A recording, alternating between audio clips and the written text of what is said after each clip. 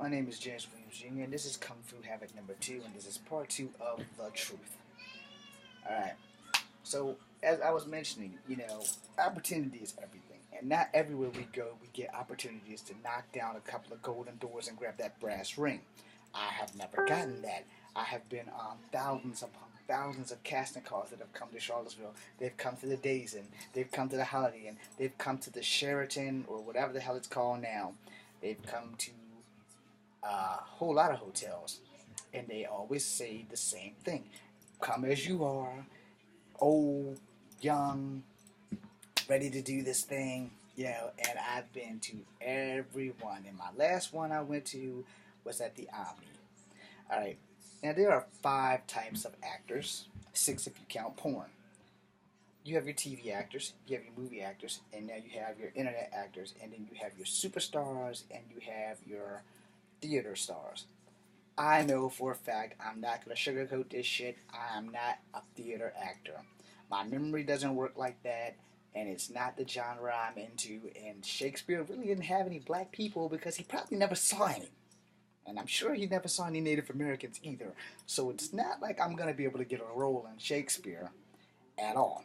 And the only play I really remember is Julius Caesar because we did it in high school, and I played the old guy in Mr. Strong's class that said, "Beware the Ides of March," which is really the only part of Shakespeare I actually remember.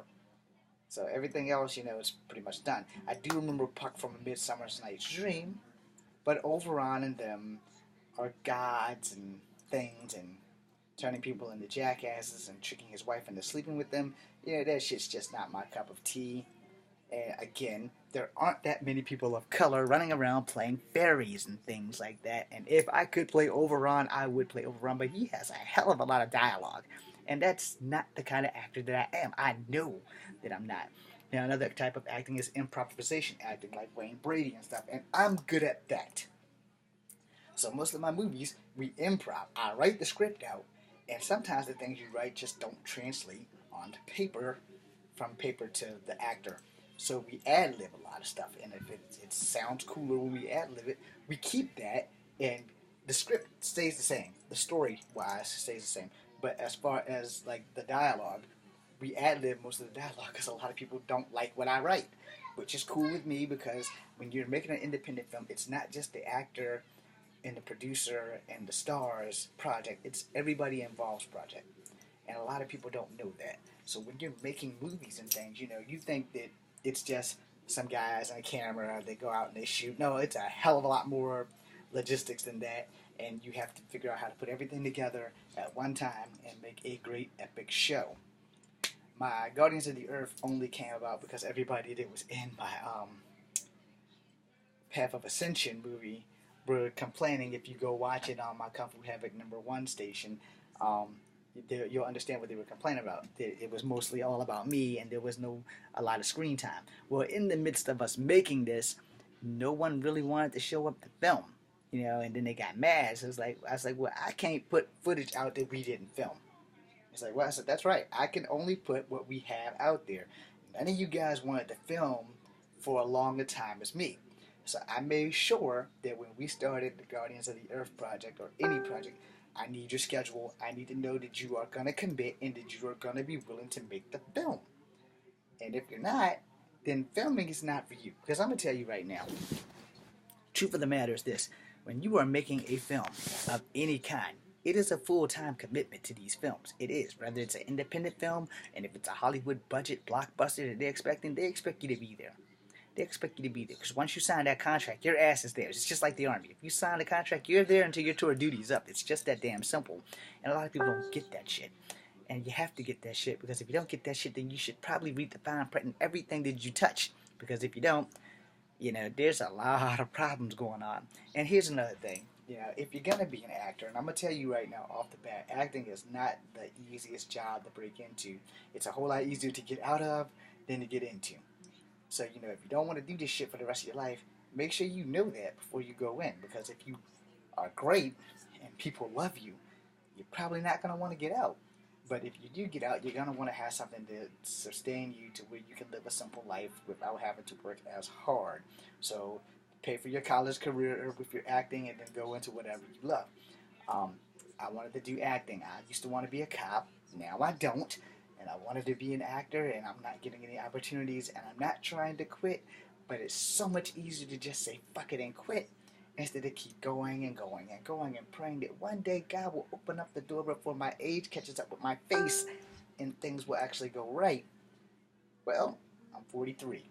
I've been trying to get into this thing since I was 27 years old. You guys can do the math because I suck at it, or I wouldn't have got infantry.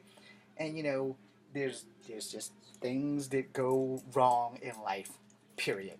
And in my life, every breath I take is an opportunity for God to make something go wrong in my life. And it has. Believe me, it has. So you reevaluate, you start over, you reevaluate, you start over, you start over, you start over. But every time a casting call has come to Charlottesville, Virginia, they basically give me the finger. And why is that? Because I want to make kung fu movies, or I want to make scary movies, I want to make science fiction movies, because those are the three genres that I watch myself.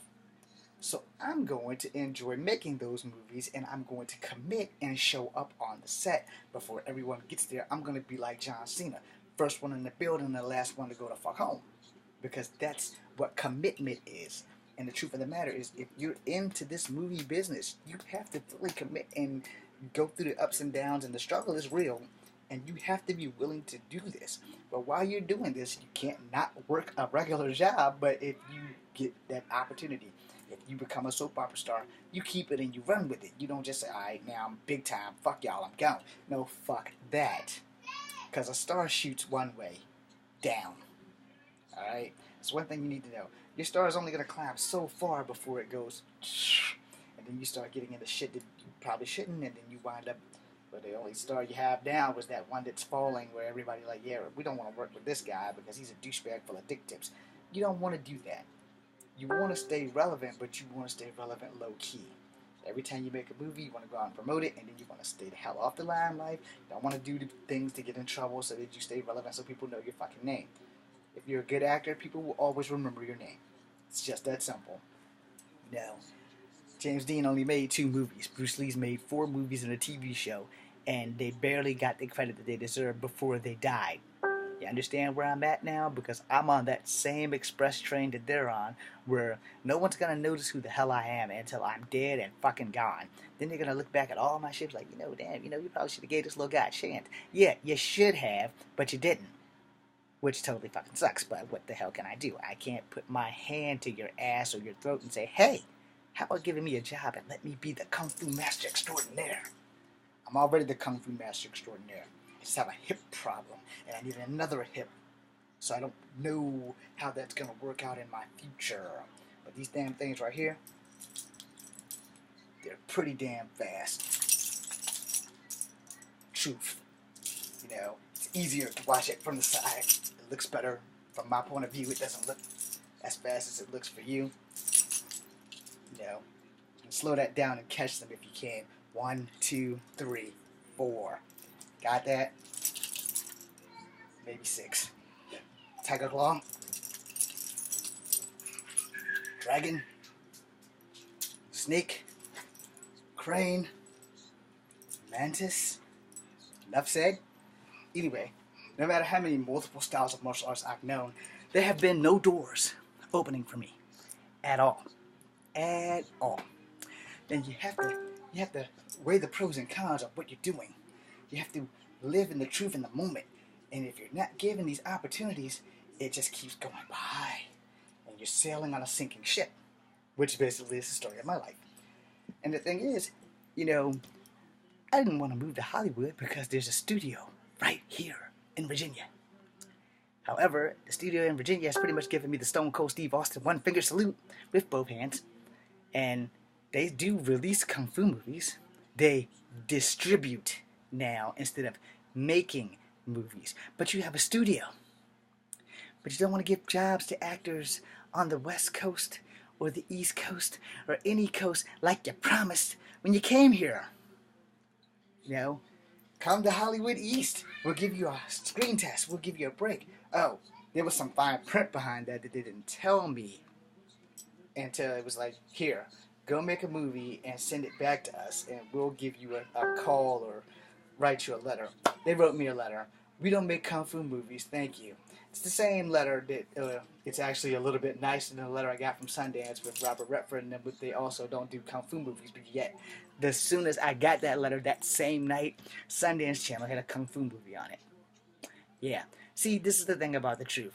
If you don't want to give somebody a chance, be honest and let us move on. Don't let us be hanging out and be like, oh yeah, I got Robert Redford Studio going.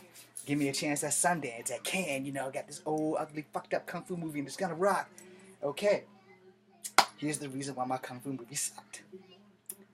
It didn't have the 14 people that I needed. It didn't.